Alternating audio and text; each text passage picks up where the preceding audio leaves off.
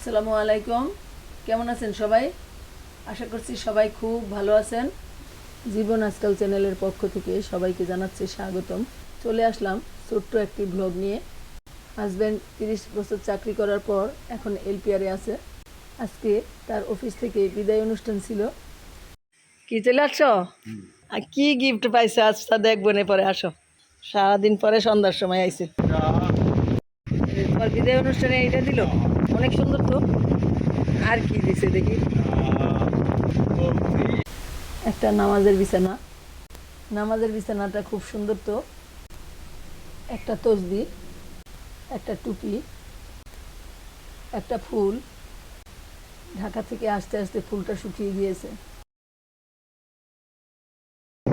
এখন আমার স্মৃতি হিসাবে গেছে একটা ওয়াও!